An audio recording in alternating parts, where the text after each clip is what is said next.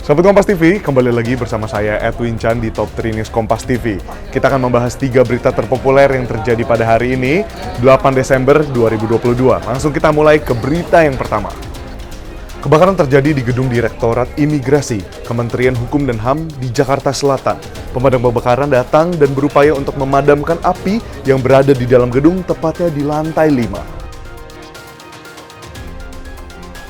Kobaran api yang disertai kepulan asap dari titik kebakaran ini membuat sejumlah pegawai panik. Salah seorang saksi mengaku sempat mendengar suara percikan yang berasal dari lantai 5. Yang kemudian suara percikan tersebut disusul dengan kobaran api. Dugaan sementara, kebakaran diakibatkan karena korsleting listrik. Gudang sekjen imigrasi, seperti itu. Ya, kalau gudang itu mungkin isinya berkas, kita belum tahu persis isinya apa, tapi ya gudang berkas-berkas kesekjenan seperti itu. Dugaan sementara apa, Pak? Korsleting listrik sementara. Ya.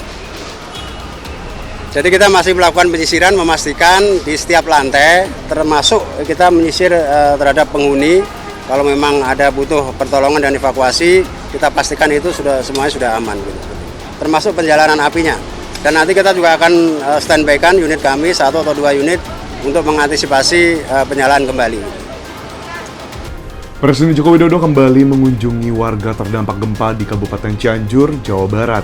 Pada kesempatan ini, Presiden Joko Widodo menyambangi lalu memberikan uang ganti rugi untuk melakukan pembangunan rumah akibat gempa di Cianjur. Jokowi juga menyampaikan pemerintah membagi 3 kategori besaran bantuan sesuai dengan level kerusakan rumah warga. Jokowi menegaskan agar warga menggunakan uang bantuan yang diberikan untuk memperbaiki rumah yang rusak dan tidak untuk hal lain. Penyaluran bantuan ini sudah bisa diambil secara bertahap mulai dari Kamis 8 Desember 2022. Kemudian dari uang yang ada, silahkan Bapak Ibu ambil, tetapi memang tahapan demi tahapan. Pengalaman kita di provinsi yang lain, diberikan semua, diambil semua, tidak jadi barang, tidak jadi rumah. Ada yang justru jadi sepeda motor. Oleh sebab itu, jangan kejadian itu di Cugenang, di Cianjur. Uang yang sudah diberikan agar 100% dipakai untuk perbaikan rumah yang kita miliki. Setuju?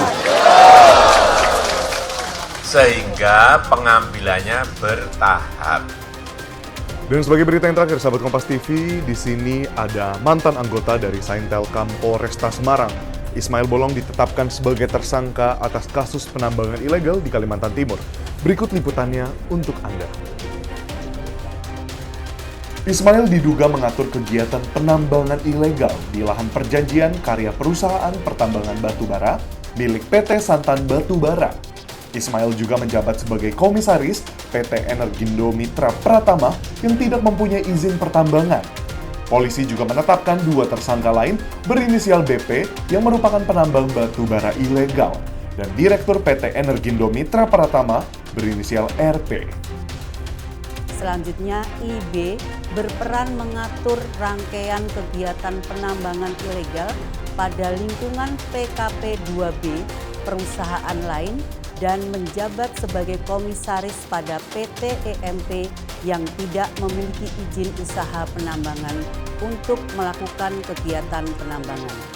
Adapun pasal yang disangkakan yaitu pasal 158 dan pasal 161 Undang-Undang Nomor 3 Tahun 2020 tentang pertambangan mineral dan batu bara dengan ancaman hukuman pidana penjara paling lama 5 tahun. Dan itulah dia 3 berita terpopuler yang terjadi pada hari ini. Sahabat Kompas TV, sampai jumpa di Top 3 News Kompas TV berikutnya. Saya Edwin Chan, pamit undur diri. Jangan lupa untuk berikan like, komen, dan juga share berita ini kepada kerabat dan keluarga. Yang terakhir, jaga terus kesehatannya ya.